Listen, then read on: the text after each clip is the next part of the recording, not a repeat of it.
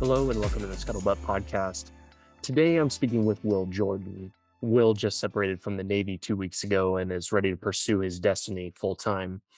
He's the founder of BnB Interiors, a company that offers interior design focused on the short term rental market as well as property management. I first found out about Will when his brother Rich recommended I talk with them. This conversation can stand on its own, but we do talk about their differences and approaches. If you haven't listened to that yet, it may give you some context to this talk. I spoke with Rich on episode 23.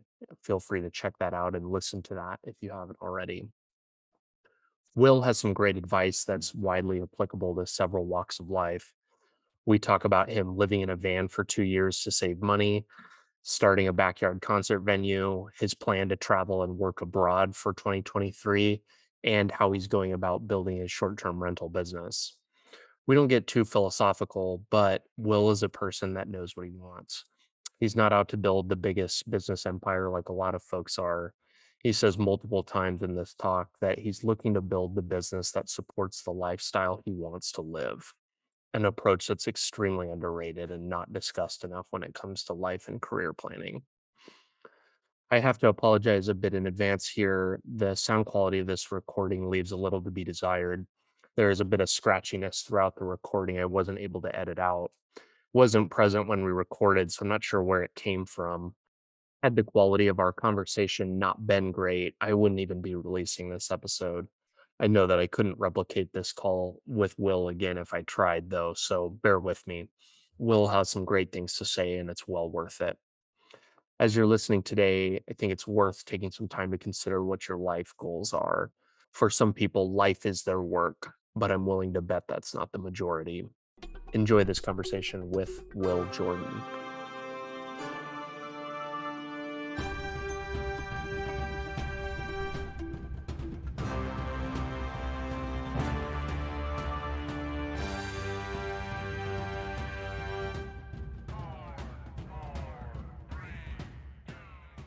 So I want to start out a little bit and just kind of like ask you some like predecessor questions, like because I talked with Rich before you a couple episodes ago, and so this is going to be like an interesting like compare and contrast conversation. How do you guys think that you're different? Yeah, so I think for Rich, the big differences between the two of us is he is just so naturally analytical. He was an engineer in college, and I was an English major. Um, I like to think that I'm also very analytical, but I strive to be like Rich. Rich approaches everything from a really from the bottom and whole, make sure that he's an expert by the time he's done. Um, but we've had a great relationship our whole lives. It's always been big brother, little brother relationship. And he is absolutely my mentor. And I call him for just about everything. It's been a really fun kind of ride with him from kind of growing up playing sports. He was always kind of the guinea pig who would try his hand at a new sport. I'd watch from the sidelines, and then maybe the next season I would give it a go. And the same thing happened with the military. Rich was an infantry officer, and I was a surface warfare officer, but he entered the service about 5 years prior to I did. And sure, we were doing pretty different things, but at the end of the day, he was leading Marines, I was leading sailors. So there's many times that I called him for advice, and he was able to provide some great insight and help steer me in the right direction. So we're definitely a good bit different, but I'm a product of my environment, and Rich has 100% been a big part of that. No, that's cool and awesome that you guys have like such a great relationship, like on multiple levels there. Kind of leading into this, and as I was reading about you, I'm kind of in my head comparing and contrasting. I'm like, okay, so I talked with Rich, and he's like, you guys are from PA, right? We say that we're from Philadelphia, but Okay, truth is we're from Medford, New Jersey, which is a little town in South Jersey. okay, And Rich lives in Pennsylvania now, but we're from South Jersey. gotcha. Okay, so I'm like imagining that I'd like talk with him. He's like kind of got that very like northeastern type of like just everything about him was kind of screamed like I live in am from the Northeast. And then as I'm like researching you, I'm like reading your Twitter and stuff. And like even we get on video here, you've got a surfboard in the background, like you're uh into like music. Did coming out west like do that to you? Or do you think that you've always kind of like been that way? Yeah, I don't think anyone who knows me from home would think that I'm any different Oh from what really? I was growing up. I've always been one who loves adventure and uh, pretty laid back for the most part. I think I can like turn it on and turn it off, especially in the military. It was definitely turned on. But yeah, I think coming out to San Diego was just like the perfect environment. Yeah, it's been great. I definitely very quickly got involved in surfing and haven't really looked back. I absolutely love surfing. But yeah, the funny thing is, Rich was born in Rhode Island, and I actually was born in California. Oh, Uh, okay. yeah, I mean, I did. We never really. I lived in California as an infant. Um, we very quickly were living on the East Coast by the time I was like 3 years old. But maybe California rubbed off on me as an infant or something, and Rich didn't necessarily have that. So who knows? That might have been it. We were talking a little bit before this. You said that you have some like really big travel plans. Are you a big traveler? What do you have in store like that's coming up? Over the past 9 years, so 4 of those years being at the academy and 5 of those years being active duty, I've taken every single chance I possibly can to get away and travel. And I'm sure, as you know, traveling when you're in the military is quite difficult, especially if you're trying to leave the country. So now, kind of, the restraints are off, and yeah, I've been kind of dreaming of this trip for the past couple of years, and so me and my girlfriend are going to take off this spring and travel for about a year, driving through Central and South America. And the goal there is to spend about a month or so in every country along the way. And we want to do it in a manner where we're working. So there's a Very cool. organization called Workaway that does kind of like room and board type situations where it's kind of like a massive Craigslist for people to put job postings on. So you can look up any country and it'll be someone in Mexico saying like, "Help work my botanical garden. We'll provide you room and board and like a living stipend or something." So we want to do that in every country. And hopefully by the end of it, we can learn a bunch of interesting trades, and maybe I'll find some interesting thing to become passionate in. But yeah, we're gonna take off this spring. That's the plan. Sounds like so much fun. Like quite literally like the adventure of a lifetime, probably.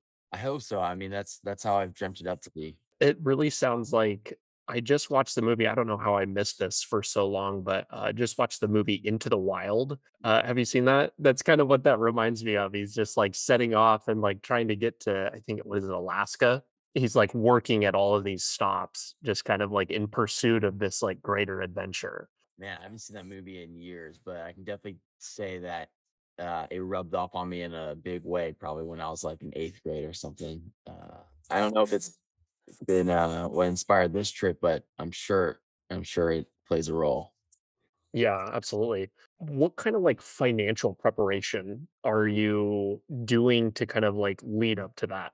Because obviously you're planning to like work part of the Mhm. way, but I'm sure that there's some type of like obligations. I don't know if you got a house or Yeah. like what you're leaving behind. I'm sure that there are bills generally. You're not going full off the grid, are you? No, no, I'll very much be in touch. The biggest thing that I have to kind of get in line is my business, the property management and interior design piece. So the company is BnB Interior, and like I said, we're interior designers and property managers. The interior design piece will probably be put on pause just because that's kind of like our little side passion project of the business. And with us out of the picture, it'll probably put a pause on it. But for all the properties that we manage, we're working right now to kind of bring someone in as a manager to kind of fulfill our roles. So that's the biggest piece right now is to scale ourselves appropriately that we can step away from the day to day. It seems like money, just from our little conversation and certainly some influence from Rich talking to me, he had mentioned that you had always been kind of had a different way about you when it comes to money. Like it kind of maybe wasn't your ultimate goal. And like you had a bunch of money saved up and you were actually able to go in as a limited partner with him on one of his first real estate deals. What kind of is your outlook or thoughts about money, the purpose of it? What's it mean to you? Anything really like stand out? Yeah, money for me is it's definitely kind of a means to an end. I'm not trying to make it super mega rich or honestly climb some sort of power ladder. For me, my goal is to support my lifestyle. So yeah, I've ultimately been trying to get to the point where I can make enough money in passive manner that I can support how I want to go about my life. So that's kind of unfolded in some interesting ways. When I first moved out to San Diego, I did what a lot of junior officers do, especially when they get the first taste of freedom. They get the really nice house and spend a lot of money to live there, use a lot of their base housing allowance. But very quickly, I realized two things. One, my work tempo was absolutely insane. I was working about 16 hours a day, Monday through Friday, and I was working most Saturdays.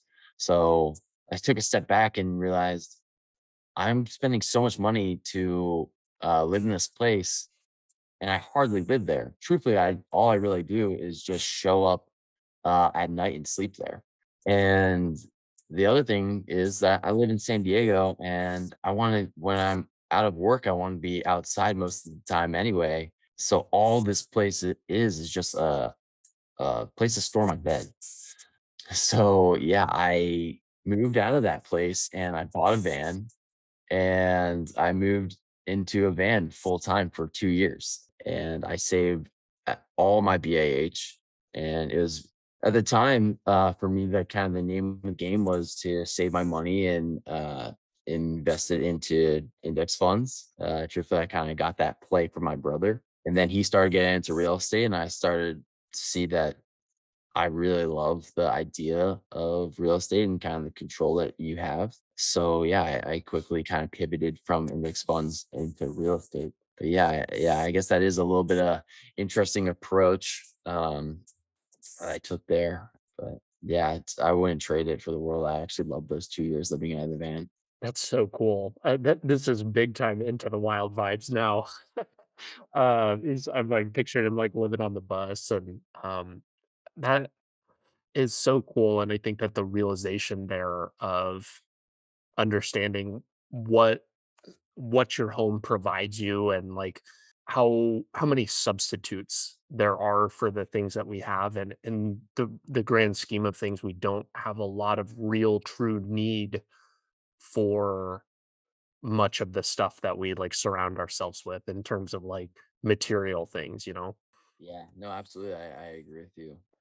Um, I'm I've always considered myself a minimalist. Living in the van was kind of a true test to see if I really was a minimalist, and I think I was able to prove that. Funny enough, uh, I moved out of my van and I was going to move into actually the apartment that I'm sitting in now, or the house I'm in now. And I moved all my stuff out of the van and I moved it into the garage of this house because there was like I had to wait for the roommate to move out, and then I was going to come in, and within like a few days that I would say 95% of my belongings were in that garage. The garage burned down and I lost everything. I had a duffel bag of clothes and I lost everything.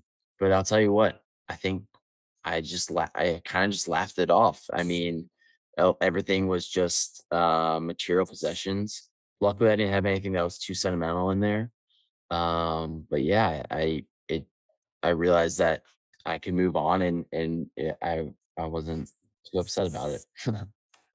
That is crazy. What? I have to think that that really, like, shapes like, that kind of big event is probably helping to shape some of the things, like, I can't imagine you go into a store, like, seeing, like, little knick-knacky things now, and you're just like, "Eh, like, I don't need that." Like, that's, is that kind of, like, how you feel, or how do you feel that particular event kind of, like, influencing stuff that you, like, buy now? Yeah, I mean, that example that you gave about going to the store, I think my girlfriend might agree with you. I mean, she's an interior designer, so she loves the knick-knacky stuff, and she loves constantly rearranging the house and buying new, cute little things. But I think we do a good job of keeping each other in check because, like you said, yeah, that doesn't necessarily interest me making the small little purchases like that. But yeah, I mean, that was absolutely a big life lesson about what really matters. Truthfully, that the funny thing enough about that morning where the garage burned down, me and the roommates were all standing out there like trying to figure out what we should do. And I don't know if it was me or one of my roommates, but there's just like, should we go surfing? And we're like, yeah, we should go surfing. And then we all just went and went surfing, had a great time, and like enjoyed each other's company and kind of like the community that we were in at the time. And I think it like such a great little lesson that yeah, we just lost a lot of material things and we just went through like a mini little tragedy there. But we still have each other. We still have this great community, and let's go enjoy ourselves. It's so aspirational, and I think that sadly it takes a lot of people to have those types of, like, really terrible, kinda, like, life-altering experiences almost, where something happens to really reflect on what the values and, like, what you think is important, and, looking back on any memory that anybody ever has, it's almost always about the people you're with. I talk to people regularly, or people ask about my time in the Navy, and they're like, "Oh, it must have been so cool to, like, go on this deployment and, like, stop in all these ports or whatever." And every time I'm like, none of it almost meant anything because I didn't have anybody there that I cared about. None of my friends were there, none of my family was there. People kind of pay you lip service on, like, looking at your photos and stuff, but it doesn't mean anything. Yeah, no, I completely agree with you. For me, I think that was been in the past 5 years, the kind of biggest takeaway that I've learned about myself is that community is everything. And truthfully, I there was a long period there where if you asked me, I'd say I'm like a lone wolf. I like to travel alone. And a lot of times when I would travel out of the country, I would travel by myself, but I was never by myself. I was always staying at a hostel and meeting new people, having great experiences with these people. And when I look back at those times, there was never one time where I was by myself. A lot of times I was always gravitating towards like the group at the hostel. And when I look at my like favorite travel experiences, I'm just thinking of the people that I met in hostels or in some weird situation and then like had a great day with them. Yeah, so I completely agree with you. You're a big music guy too, I'm hearing, is that right? Uh, that's an interesting question. I love music.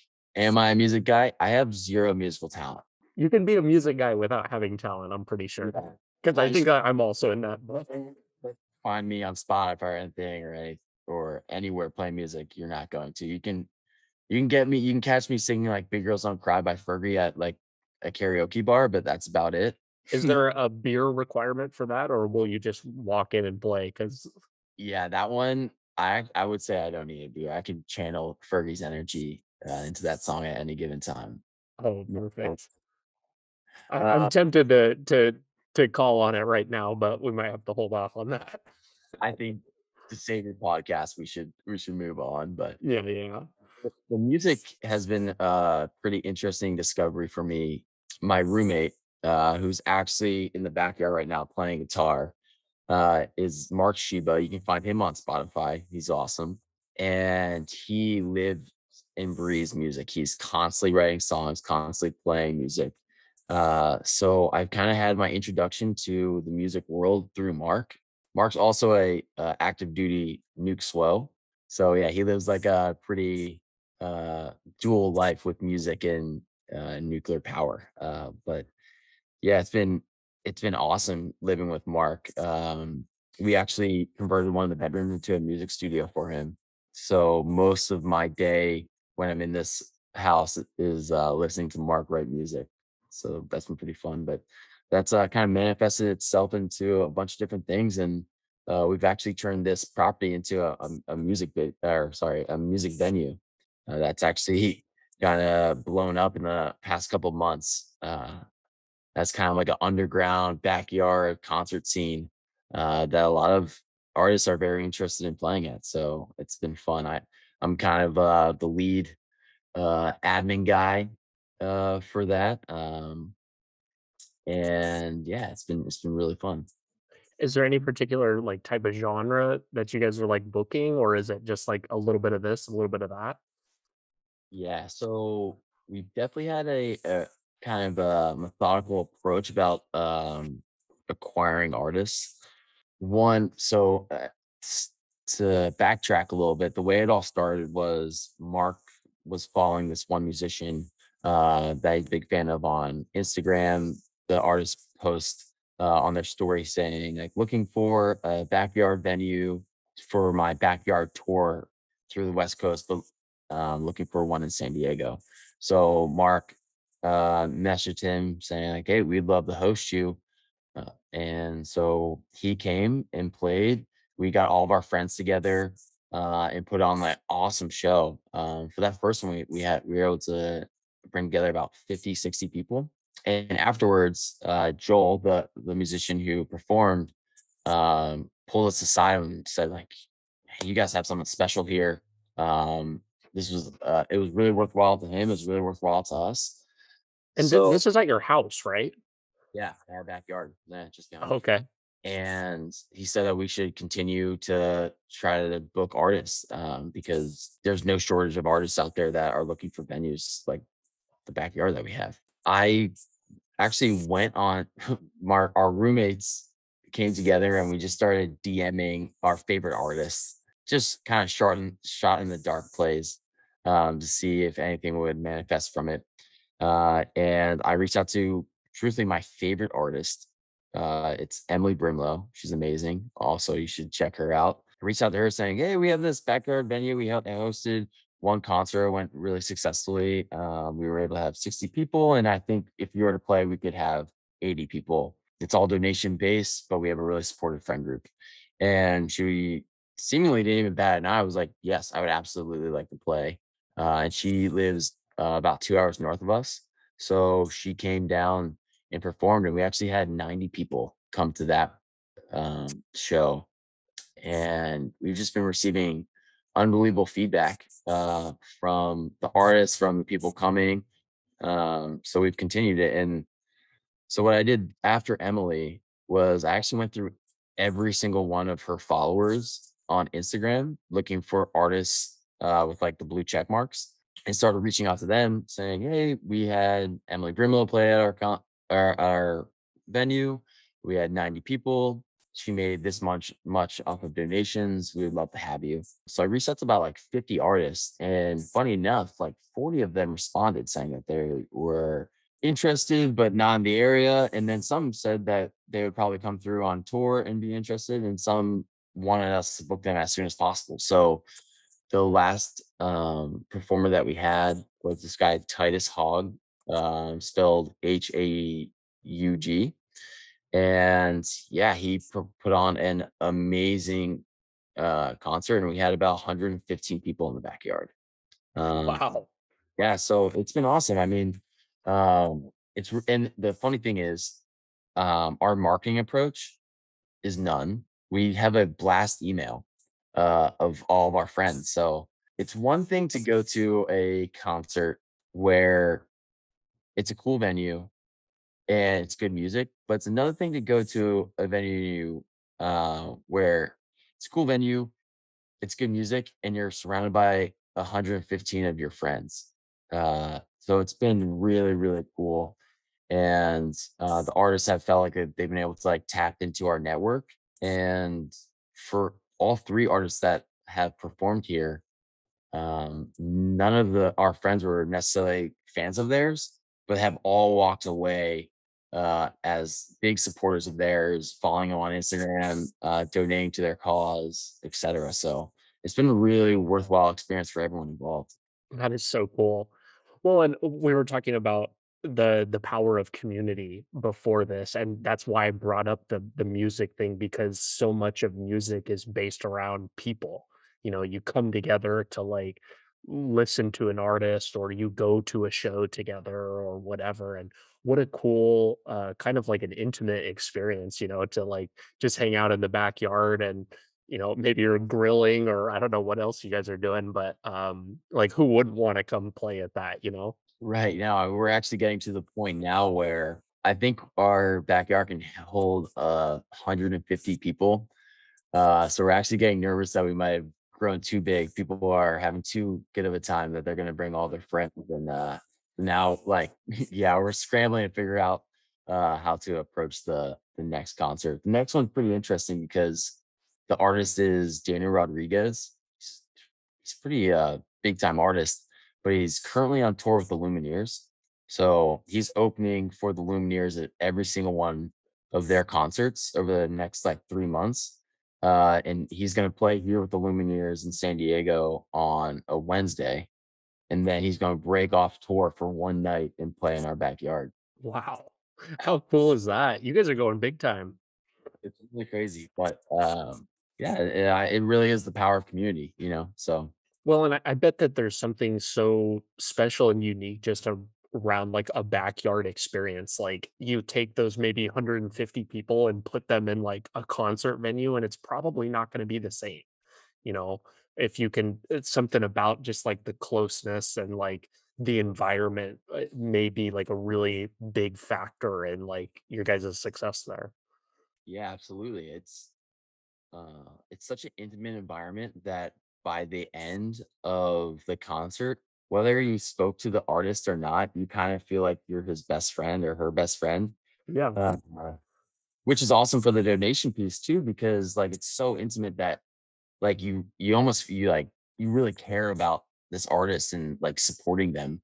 So yeah, I actually think that the artists that have played at our venue have financially benefited from it substantially more by receiving donations than if it was ticket based, because I think they really are able to like tap into this really intimate environment where they capture the audience, where I think if you like pay for a ticket, you just pay for a ticket and then you enjoy your time and then you leave. Where this is like it's an experience. Yeah, it's been really fun. It's we haven't monetized it at all for ourselves, and we're not really sure we want to, just because it really has been such a special uh, environment for everyone. Well, I think that this comes at a time when people are really missing their network and being with people, and you guys are taking something that's a concert is like a fun thing, but it's very impersonal. You know, you go and especially like a big name artist like this guy opening for the Lumineers, they probably sell out 100,000 seat, venue and you're sitting in row I'm looking at I'm going to see the Red Hot Chili Peppers in September and I'm in section 420 like row 11 like way up there like there's just no personal connection there but I think that focusing on that really can it just changes it for Yeah, people. yeah, absolutely. Yeah, I think you're onto something, and I think the artists would agree with you because I mean, there's a reason why Daniel Rodriguez was so excited to play in our backyard and kind of break away from the big venue. Hmm. So yeah, I'm super excited to actually talk to him about that because yeah, I mean he's playing like the smallest of percentage of people with us than what he's going to be playing with the Lumineers. So it'll be that's a actually a conversation I'm really looking forward to having.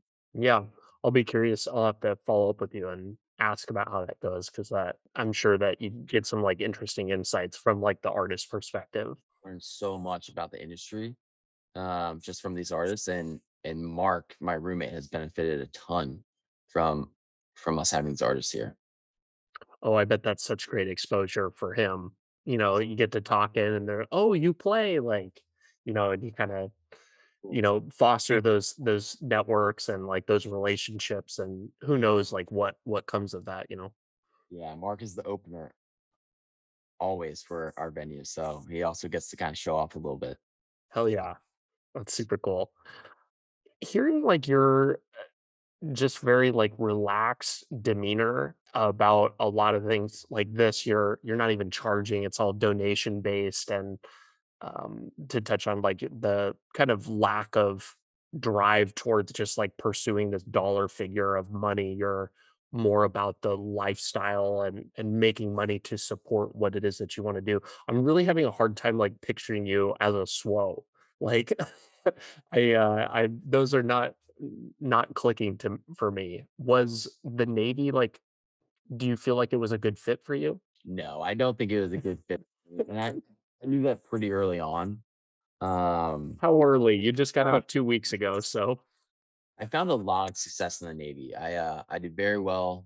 I was always respected by my crew and wardroom, and it always reflected on kind of our fitness reports. But I always felt out of place, and I think the people around me kind of were always shocked. They'd say this something similar to you, like, "Wow, you're great, but I can't believe you're a slow." I heard that all the time, but I do think I am able to kind of flip a switch, and I take a lot of pride in what I do, and I take my job very, very seriously. I think the most important thing for all of us is our reputation. And I care a lot what people think of me in terms of a team player and doing my job. So that was always kind of my driver to be kind of the best swell I could be. But at the same time, I always kind of knew that I was on the wrong path, and I just put my head down and kind of just did my job the best I could. But yeah, there was from day one of entering the fleet, I knew that I was probably going to seek the first available out I could. And that was at the 5-year mark. So here I am. was was it the lack of autonomy or the structure of how the military works, or what was it that told you that this is not what I'm supposed to be doing long term? The Navy organizational structure was always going to be a rubbing point for me. Having a boss who has a boss who has a boss was always kind of discouraging. I'm actually someone who loves efficiencies.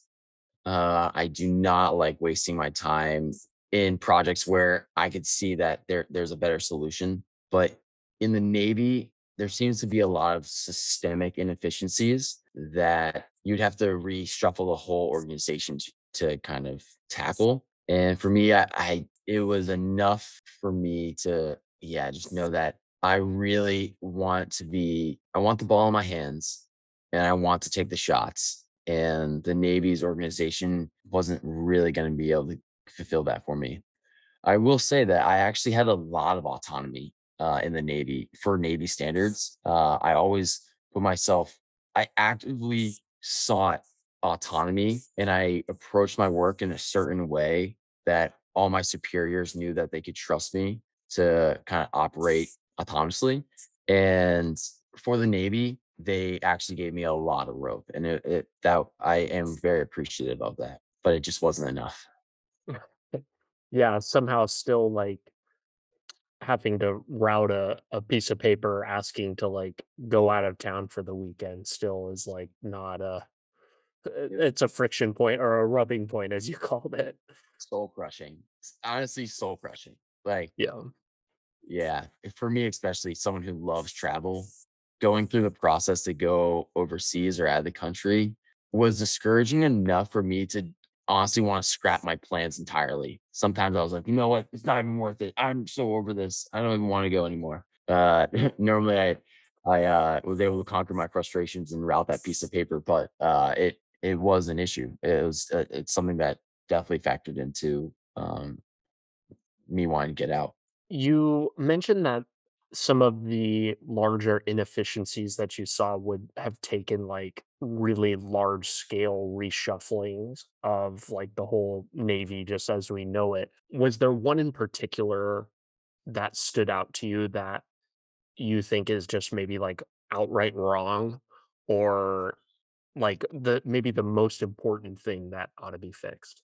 Yeah, so I one thing that, and I don't know if this is falls directly under the category of efficiency, but it was something that really bothered me. That I would love to see changed. And I will preface this saying that this is more tailored to officers than it is to enlisted, but it still does play for enlisted. Is that for officers, our promotion status is not based off of performance. It largely is based off of timing. Yeah, it's based off timing, especially for like the first four ranks. That was really frustrating for me. And in almost all my fit reps, it says there's a line that says something similar that says Will is performing to a level at insert the higher rank above me. And in the Navy, that's that. It's like this guy's performing like out of his pay grade and out of his weight class. And one day we'll promote him based off of timing. But for me, it was always like, okay, you're writing these things, and I truly mean it that I should be at the next level, or I'm performing at the next level. Why don't you promote me to the next level? If my performance is sufficient enough to be operating at the higher level, like give me that responsibility, like put me in that position. And yeah, that really kind of rubbed me the wrong way. And I think the inefficiencies play into that because we have some really amazing talented officers who are just kind of sitting at like kind of the low level, low rungs, when we could promote them to a spot where they could like really succeed and bring the command to like the next level of success. But instead we just say, oh, well, you're that rank, so you're that rank, and that's that. A lot of that advancement structure, certainly on the officer side and a little bit on the enlistment side, enlisted side, it certainly doesn't promote ownership. Like it doesn't promote you pushing authority down. You know, it's like, hey, we've got these people that are hitting above your weight class or whatever, but we don't want to give them the juice to be making those decisions because of just how we have this set up to work. Compare and contrast that to like a regular business. If you have somebody come in and they have a bunch of ideas and they are like literally improving the business day by day, you want to give them more, right? Like you want to put fuel on their fire and promote them and pay them more and pay them in accordance with like the value that they're bringing to the organization, but you just can't do that in the military like at all. It's I mean, you've got like some kind of meritorious advancement things for enlisted, but I don't even think that exists on the officer side. Yeah, it doesn't necessarily in the service warfare world. I know in the Marine Corps, they are more apt to do frockings where they'll promote someone kind of in title. But yeah, it's not very common in the surface Navy. But I absolutely agree with you that there's a level of ownership that the Navy misses out on because of the structure that we're referring to. My brother actually talks about it all the time of how been able to build such great culture at his company by providing incentive structures and really being able to provide benefits to the people who are outperforming their peers. And yeah, it sounds like a no-brainer to me. But I do understand that the Navy organizational structure is in place for a reason, and it's also one of the main reasons why we're like a naval superpower. So I think the Navy is doing a good job. I really don't have a bad thing to say about the Navy. I just know that it wasn't necessarily the right fit for me. You said from the moment that you hit the fleet that you were already understanding and accepting the fact that this wasn't like a long-term thing for you.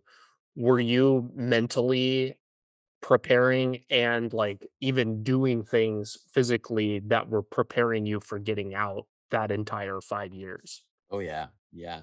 That knowing I was gonna get out was a driving factor in most of my decisions, especially when it came to finances. The biggest one was the moving into a van. Like that really was a decision driven by the fact that I wanted to set myself up financially to be able to transition out of the Navy comfortably. I knew that I was going to be able to save a lot of money by moving into the band. And I knew that by saving that money, I was going to be able to deploy that capital towards investments that furthered my ability to transition comfortably. Yeah. You So have I mean, you've that's, mentioned a couple times, sorry to interrupt you, but you mentioned a couple times like transition comfortably. What did that mean to you? Is that like I want to get out and like not have to worry about working for a year, or what does transition comfortably mean to you? yeah, that's a great question. Transitioning comfortably to me means being financially stable enough to be able to pursue my own desires and whether that's feeling comfortable to really kind of go full steam ahead in my with my business and then also financially stable to be able to kind of travel the way I hope to. But yeah, I transition comfortably for me it is financial. It really is rooted in finances. Making sure that I have enough put away to kind of support the travel and the lifestyle I like to live, and then also enough income coming in passively support me so that I can continue to grow my small business. One more thing talking about like your Navy transition, and then I want to dive into like your business and when you got that started. You officially got your DD 214, you said 2 weeks ago. Can you talk to me about why or what was happening in like the weeks and months leading up with your transition? You probably were already personally prepared, but kind of separate your personal preparation to what the Navy's preparation was giving you. Can you Yeah. talk about what like the I'm assuming that you went through like the TAPS class, and what other things did you do, like a skill bridge, or talk to just the transition resources generally that were offered to you and whether or not they kind of measured up to, I don't know, maybe what you think might even be helpful or useful. Yeah, no, I can definitely answer that. So, I will say that my experience transitioning was relatively I wouldn't say unique because a lot of people do this too, but it wasn't great timing because I was on deployment not too long ago. My last 8 months in the Navy, 6 of them were deployed. I pretty much got back from deployment and went right on to my terminal leave. But yeah, so you touched on TAPS classes. Because I was deployed, I had to do my TAPS classes online. Um and that I mean that is my fault because you can take TAPS classes 12 months prior to separation. But leading up to deployment, it kind of escaped me. I would have loved to go to in-person TAPS classes prior to deployment. But I kind of I missed that opportunity. So I took the TAPS classes online and there is an unbelievable amount of information on those courses.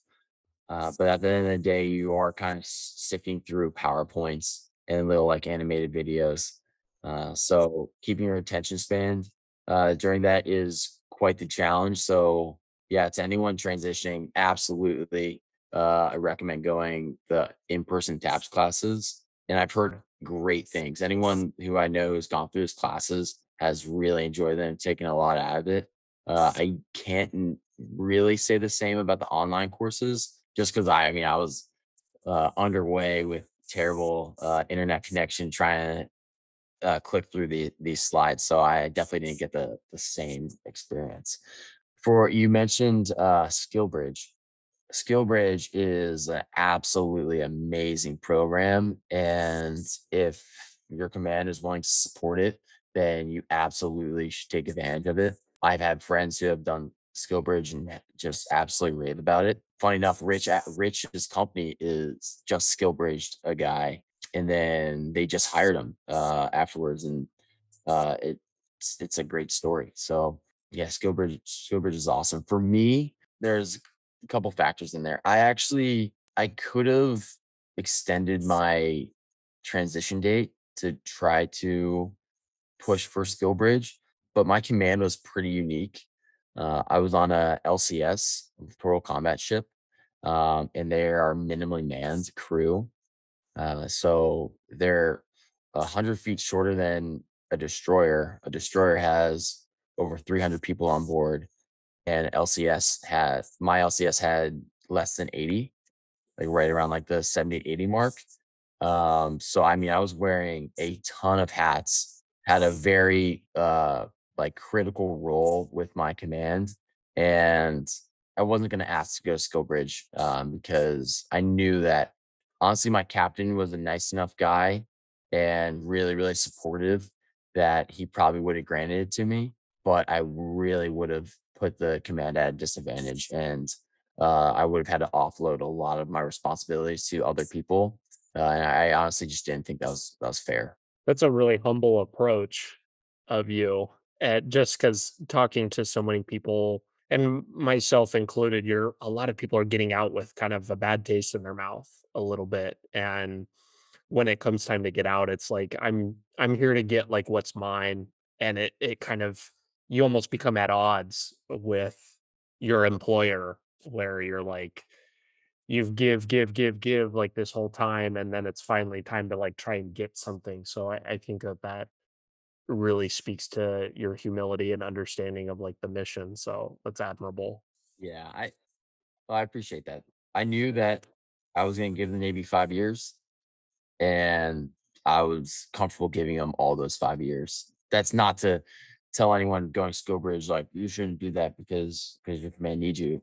No, it was just a unique situation that I found myself in, and I was very comfortable, kind of just doing my time and transitioning out.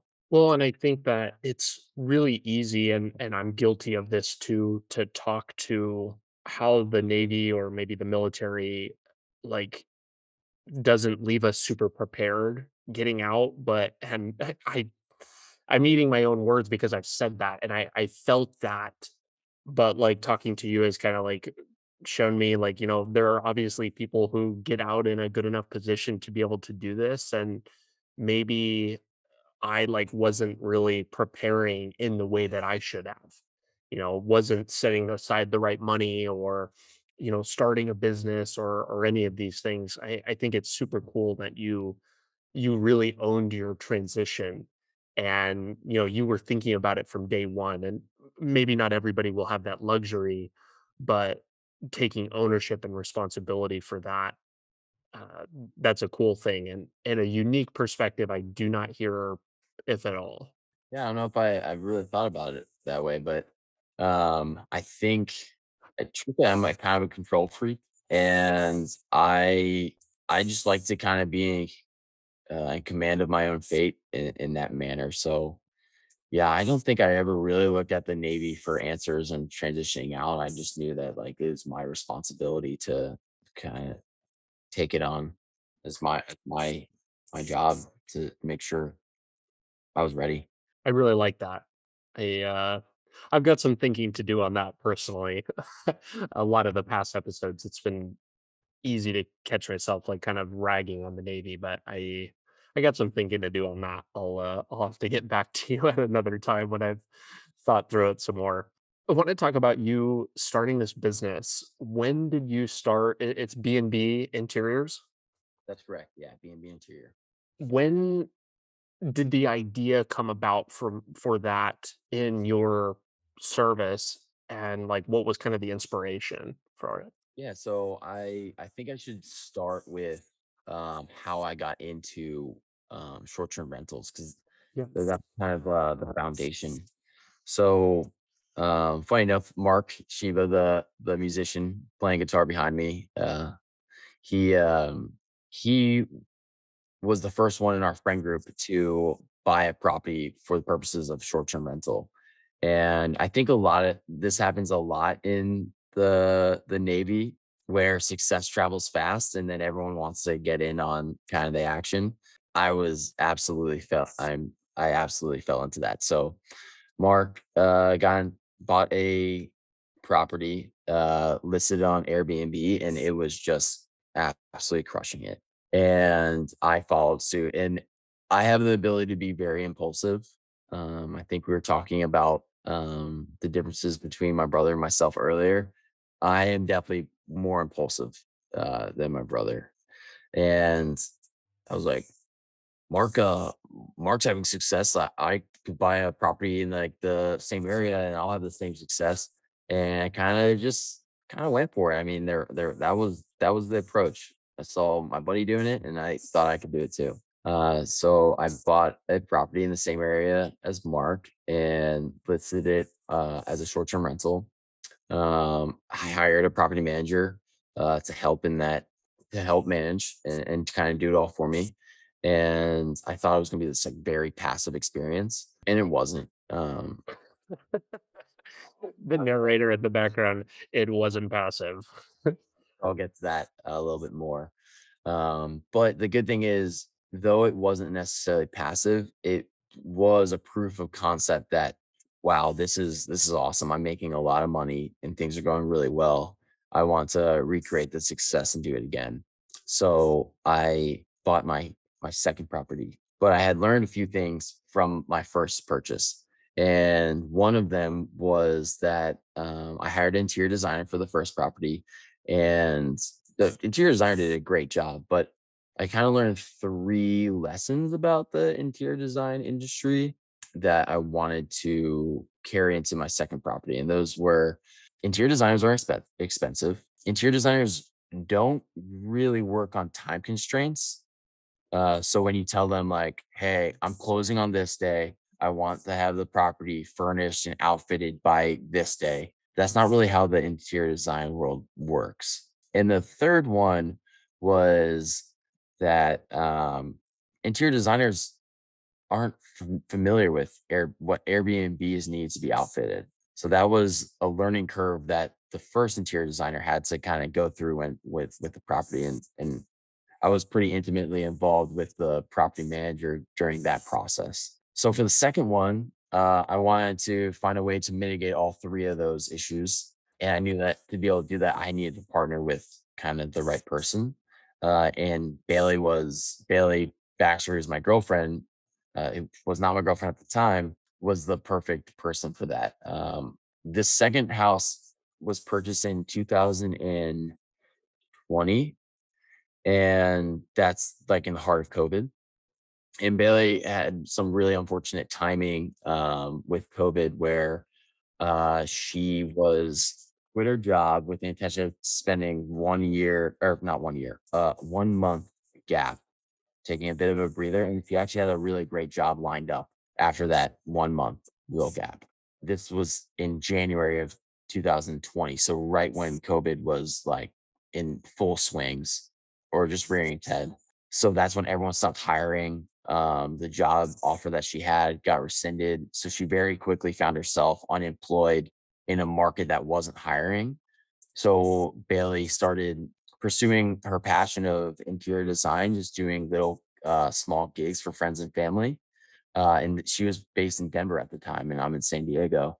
At this point in time, me and Bailey had formed like a pretty close relationship.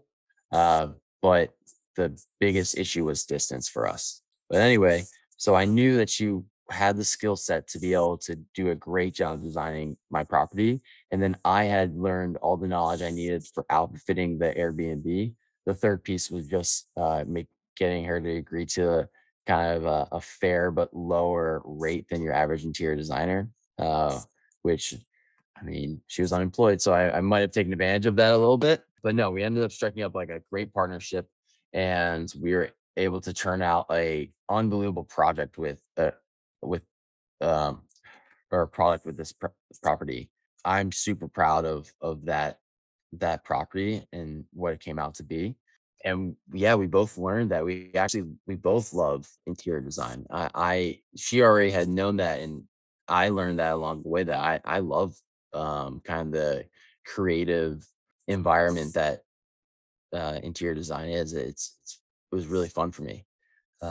So at the time, a lot of my friends, also other military guys, were getting involved in buying short-term rentals, and they saw what we were able to do with our property, so they brought us on to design and outfit their properties as well. And so that's kind of how the interior design piece was built for B&B Interior. We kind of ran with the momentum of the word of mouth referrals that we were receiving, and it's grown from there. And now we consider ourselves a full scale interior design company. However, we do recognize that our specialty is with Airbnb outfitting or short term rental outfitting. Yeah, and we think that we've kind of mastered that little niche in the market. The second piece to the company, the property management side, that came from kind of similar situation where we kind of organically stumbled into it. That came about because that first property manager, things just didn't work out. I was very unsatisfied and felt like he had let me down from like the property, like the core of property management, in the sense that yes, he was cash flowing a lot for me, but my he was not a good shepherd or steward of my property. It kind of fell into shambles like pretty quickly. Short-term rentals have a tendency of doing that because there's a lot of wear and tear that happens. But he was never on top of it. So I showed up to the property like 8 months after we had gone live, and I hardly recognized the property. It was in horrible shape. And that was enough for me to know I wanted to switch management. So I did. I switched management, and sadly, I found the same exact situation happened with the next property management company. And what was worse about that one is that I warned them. I gave them the tale of the first property management company. Is like, hey, this is not why. This is why it didn't work out. Please make sure that you're on top of these things. Like this is like my priorities that I have for a property manager can like if you hit these, we'll have no issues. And very quickly, I found the same story with the first property manager showed itself with the second. So at that point in time, I did like all stop and said, I want someone that I trust to be my property manager. And Bailey, once again, was the perfect person for that. And we decided to tag team together that I was going to step in and be like an active manager with her. And we are going to kind of learn the ropes together. And we found pretty instant success. I mean, luckily I had like 2 years of experience within the Airbnb world from kind of the sidelines to kind of step in and feel pretty comfortable. But we were able to bring in more money than the other property managers were doing, and we were able to keep higher reviews, and we were able to keep the properties up to the standard that mattered to me. Once again, my friends kind of took notice of what we were doing, brought us on as their property managers, and the same story kind of played out with interior design where we've just kind of rolled with from there.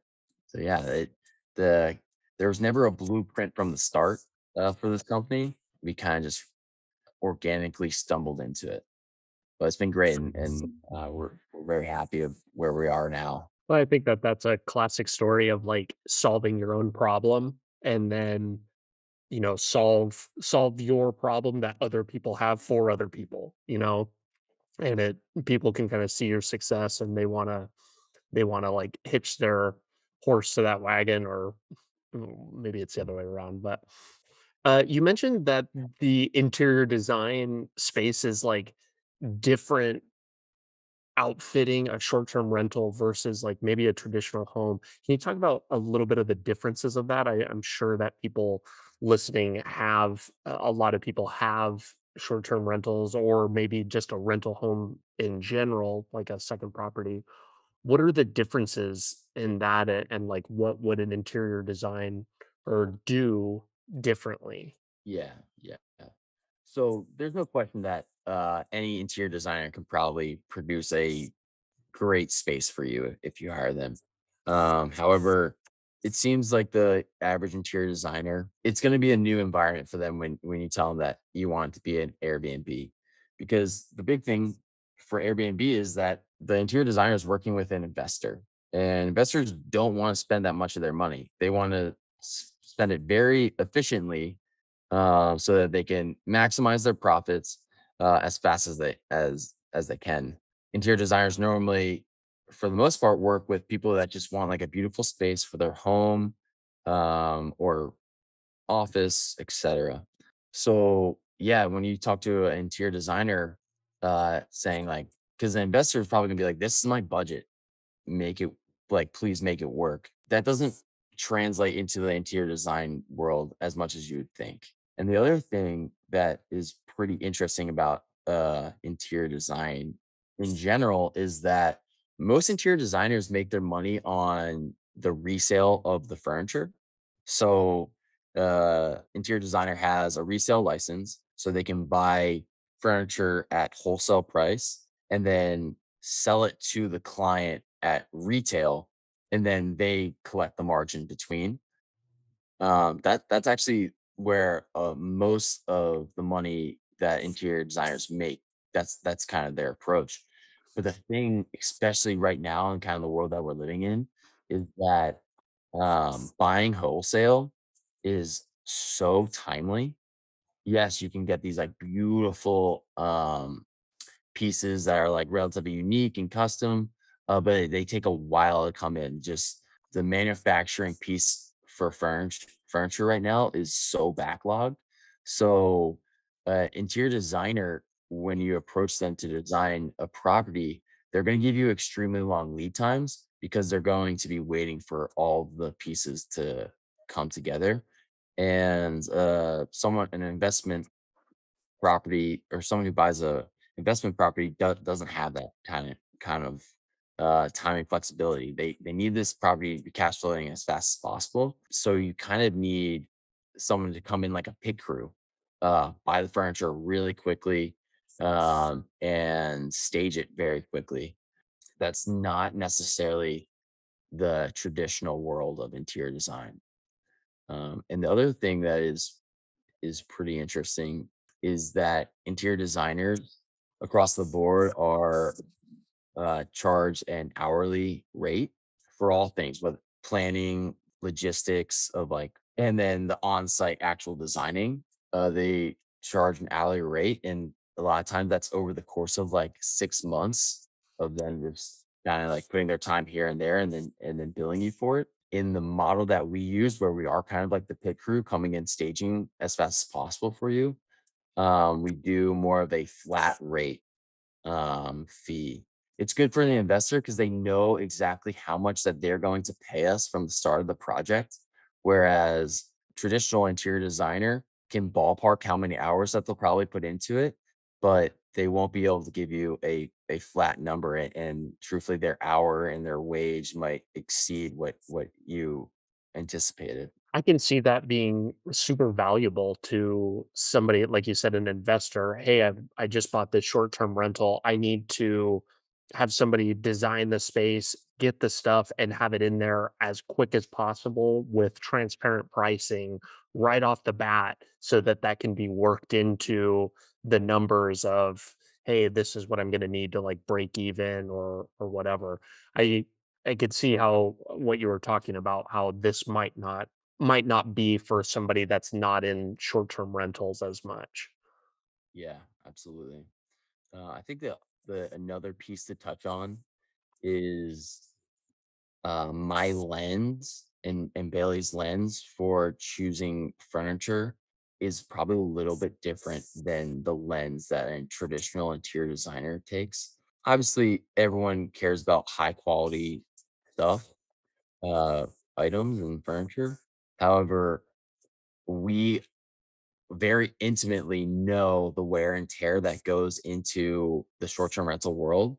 So we want to find high quality items at a budget so that when it does get damaged, ruined, you're not upset that your West Elm piece of furniture that you bought for a ridiculous amount just got damaged. We pride ourselves on being able to provide a really high quality product at a at a price that is very satisfying to the investor. If it's a trade secret, you don't have to share, but where are you guys sourcing a lot of your products from? Because you mentioned like West Elm, like that's a very high quality, expensive brand. If I'm a new short-term rental investor, like I don't even have West Elm in my own house. I'm certainly not putting that in an Airbnb where people are going to come in and thrash the place. Where are you guys looking to like source things that meet that criteria? Budget friendly, but also high quality. Yeah. So our company also has a resale license. So we can pretty much buy from anywhere as any other interior designer, but we run into the same headaches that they do with the timeliness of receiving the furniture. So a lot of times we actually don't even invoke our resale license because we have to be quick about it. So our company doesn't necessarily profit too much off of our resale license because we normally are buying closer to retail prices. But in San Diego, we have a hard time relying on shipping in general, where even if you are buying at retail, just because shipping furniture has long lead times. So a lot of times we are going through kind of store by store and buying furniture. So kind of the process for us is we receive a project, we know when our start date is. The week before, Bailey and myself have like 20 stores that we know are just like ace in the hole kind of stores that will go and will make all the purchases at. And most of these stores have like a pretty great policy of holding on to, like, you purchase it, but they'll hold on to it for like 2 weeks. And then right before our start date for a project, we'll rent a truck, go to all the stores that we made our purchases at, fill a a massive truck, and then show up to the property day one and just start outfitting. And then I think another piece there is that your traditional interior designer probably won't be doing, but it's the best play for investors often is we look at places like Facebook Marketplace and we look at places like OfferUp, where you can get some really, really high quality stuff that a lot of people are trying to get rid of at very reasonable prices. And especially with the large items like couches and pool tables, etc., these things sit for a while on these platforms. So you can get them at great prices. And a lot of times people are just trying to offload it. And anyone who's willing to come pick it up, they're happy with, and they're willing to um, sacrifice a lot of profit. So we definitely save the investors a lot and homeowners a lot of money by going those routes.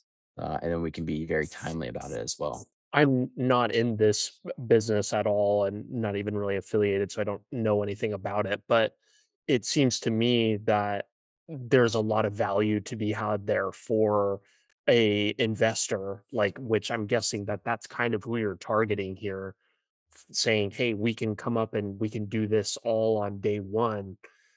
And get this all squared away. We're not going to mess around and we're sensitive on price and quality.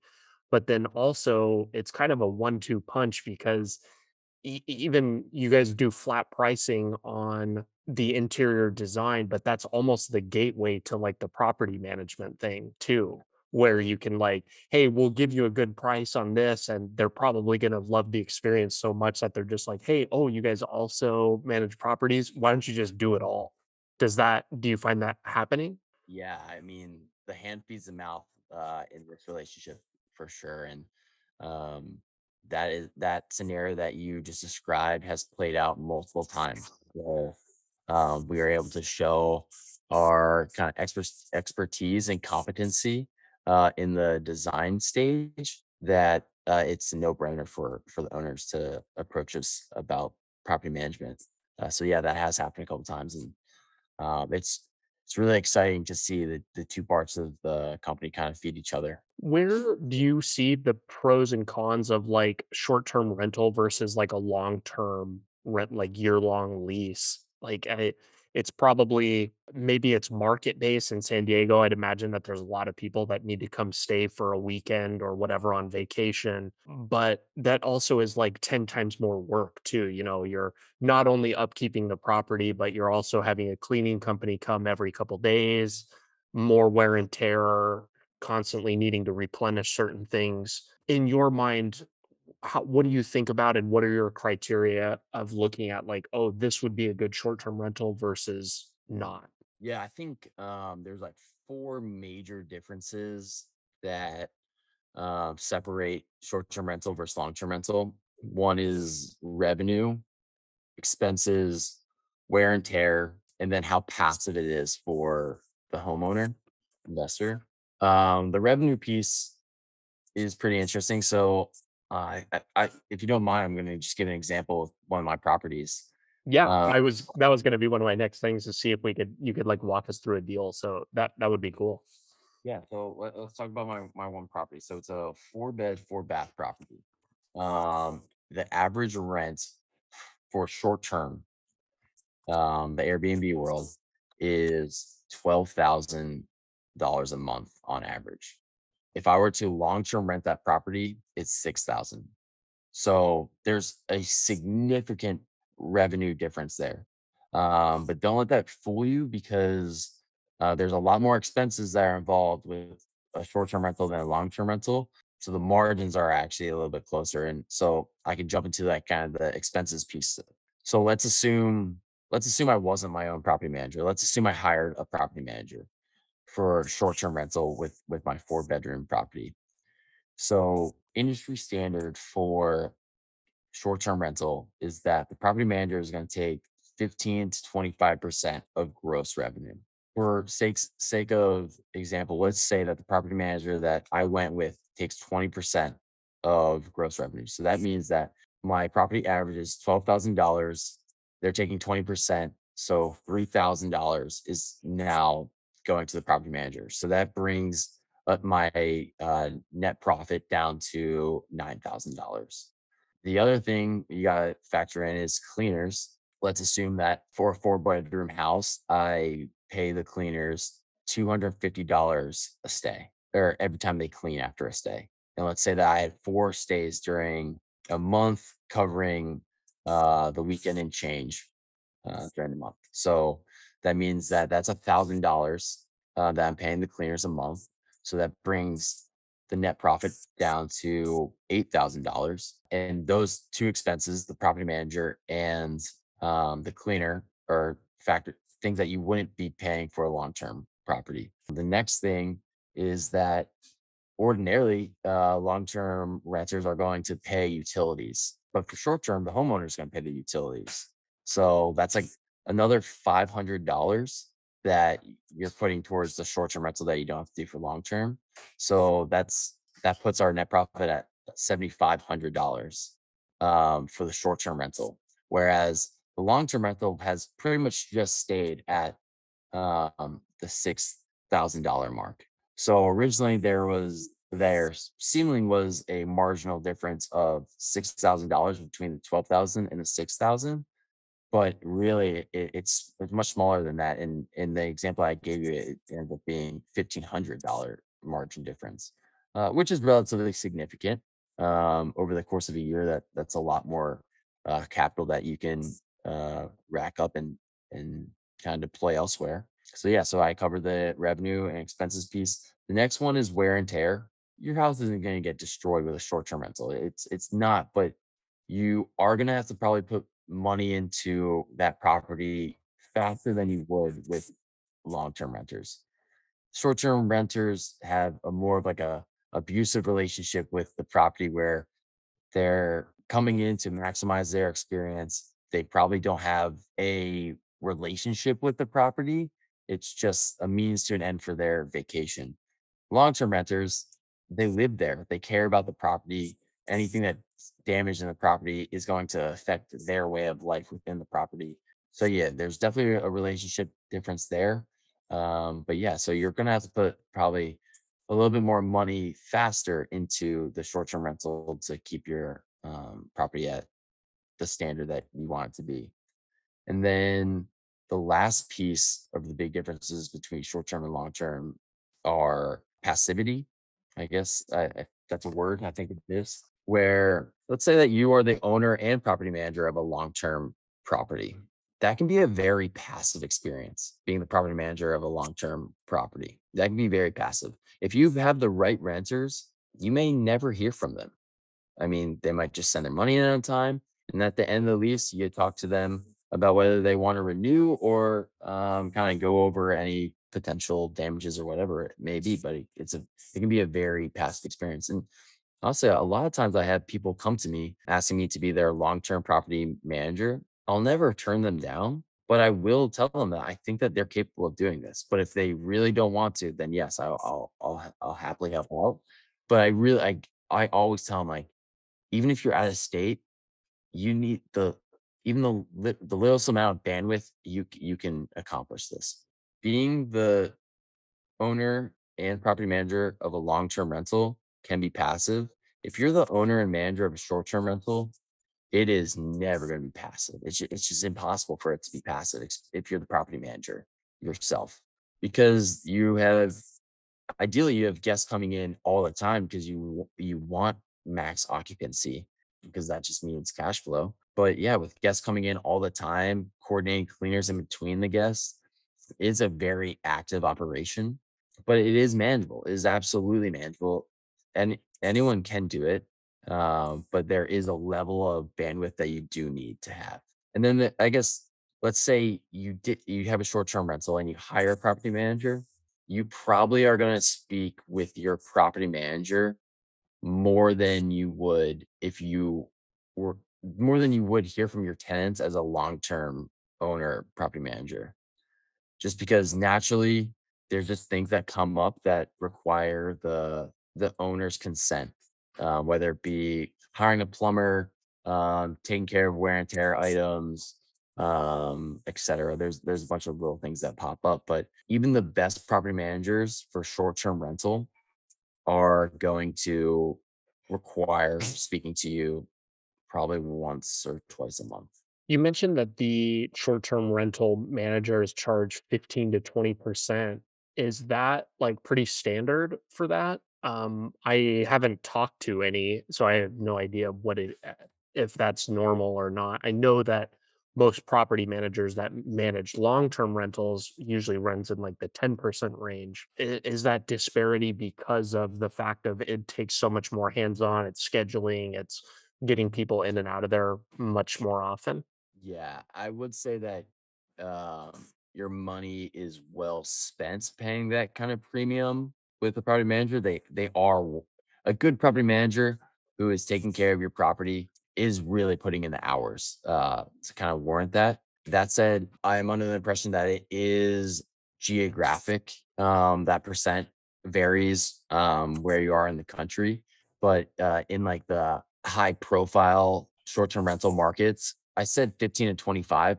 It really is more 20 to 25% that the property managers are going to be requesting. I do 15% because it's competitive. Being a property manager is very competitive, and it's kind of hard to stand out amongst the pack for property managers, mostly because we all are using the same tools. Every property manager can actually cash flow your property about the same if they know what they're doing. The big difference is personability and the attention to detail with your actual property and just being a good steward of your property. That is where you really separate yourself. But it's very hard to prove that to people because every property manager is going to be like, yeah, your property's going to be on my absolute priority list. Like we are going to make sure that eyes are on your property and we'll keep an inventory of any damages. Everyone's going to say that to you. From my experience, the property management companies that I use never were able to deliver on that promise. That's something I take very, very seriously, and is like the foundation of my company. Is that we really do go to the property between every single stay and assess the property and make sure it's at the standard that it needs to be. But once again, everyone's saying that pitch. I just know that I am able to deliver it. So where I am able to stand out is my monthly fee. So I'm actually I come 5% under everyone in my that I compete against in San Diego at 15%. And that's a pretty easy sell for me, because kind of going back to that scenario that we were talking about, going the 20% route, you're handing over in that example was $3,000 to the property manager at 20%. And I get to keep a little bit more money in the homeowner's pocket by coming in at 15. Well, and that is such a duration game, like the money that you make as a property manager, you're not going to make a ton in the first 6 months, but where it really comes is, oh, I've been managing this property for 3 or 4 years, and over time, you need them to stay with you over a long period of time, I'm guessing. Again, I'm not in this business, but just from what I perceive, I think that seems to be the value, and you need to consistently deliver. The, I will say, kind of the scary thing about finding the right property management company is that kind of the point that you just made is that a property manager needs to have multiple properties to be able to be like relatively profitable and make a good living. But where property managers really run a huge risk is scaling too fast, because the property managers that I used, the ones that I eventually fired, I don't think that they were bad property managers, but I think that they scaled too fast, and they probably had the intention of wanting to put eyes on my property, but they ran their bandwidth dry, and they just they couldn't afford to send someone to the property. Like they just didn't have the time to do it. My takeaway for that with my own property management company is that scaling has been the most important thing. And I've turned away a lot of clients because I just didn't think their property was a good fit in my scaling model. Well, maybe this is a good time to ask, what is your kind of like long-term strategy? It sounds like you don't want to compromise the quality of your service, the service that you're offering, by getting too big too quickly. How many properties do you have now, and how many are you maybe looking to have in the next couple of years? Yeah, so I am managing 4 properties right now, and Two of your own? only one of my own. I One of actually them. and this like I switched one of my properties to long term, just because it made more sense. When you went through all the expenses, it was like, okay, it's cash flowing a little bit, but not it's not doing enough. But I make a great margin between my mortgage and the rent that I charge. So it just made sense. And that's another thing that uh, I really like to try to convey to potential clients is that I'm gonna steer them in the direction that I think is best for them. And a lot of times clients that come to me like, I want to use a short-term rental. I run through all the numbers with them and I say, dude, I actually think your play is long-term rental. I think that's your best move. But to go back to kind of my plans for the company, I think this is Will Jordan property management theory here. I think that a property manager can only successfully manage at most 10 properties at a time, keeping the quality. So I want to grow to 10 properties with organically with while keeping the company small, but with my girlfriend and myself. And once we get to the 10 properties, which that if I had 10 properties and they're of the standard of the 4 that I currently have now, that I would be doing very well for myself. I would be very happy with how much I'm bringing in. And I think I would be able to manage my bandwidth enough where I wouldn't be infringing on my lifestyle. But once I get to that 10 number, that's where I intend on hiring a full-time support manager to take over the roles of Bailey and myself, and then they are now the ones overseeing the property day to day. And then Bailey and myself will go out and acquire the next 10 properties overseeing ourselves, maintaining the quality and the standard that we have. Once we hit that next 10, hire someone else to come in, oversee that 10, and we continue to grow that way. But truthfully, I think this kind of goes, sorry, back to our original conversation of money is not everything for me. I want to keep like a nice balance between in my investments and my lifestyle. Is that at that 10 mark, I very well might just stop there and just manage 10 extremely high quality Airbnbs. I'm gonna make that decision at that point. I really want the thing that I want to be most intentional about is scaling. I don't think that I can think of a much better way to end than that. I kind of have one final closing in that same vein. Do you think that people chase after a career or job title more than the lifestyle that they're pursuing and actually want? Yeah, I think that that statement might be correct. And truthfully, I don't think it's because they're chasing that title like intentionally. Maybe they are, but I think it's mostly is that they actually don't know what the lifestyle that they want to live is. They're chasing what's right in front of them because they don't know what they actually really want. And now I mean that was a stream of conscious right now, right there. But yeah, I think that's my answer.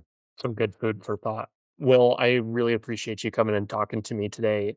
Where can people go to follow along with you, your journey, support you, maybe get some interior design or property management services in San Diego? Yeah, absolutely. The best place if for people to kind of reach my contact and kind of see what we do is our website. That's bnbinterior.com. We have an Instagram as well, BnB Interior. You can follow us there. And then the last piece would be Twitter, but I'm sure I've been a little quiet on the in the Twitter world. But I do plan to come back. I've been for I was trying a different social media approach and putting a lot of time into it. But now I think I'm going to be coming back to Twitter pretty soon. So you can find me on Twitter at BnB Interior SD. Perfect. Well, thank you so much. Great. Thanks, man. I really appreciate it. Thanks so much for tuning in today. Your listenership helps me better educate people like you and the rest of our nation's military, both past and present, on building a successful life outside of military service. If you're looking for more ways the top vets are leading more effective lifestyles, building businesses, and using the resources designed specifically for you, press here for a selection of some of the best clips. Be sure to like this video and subscribe to the channel to stay up to date, and I will be talking with you soon.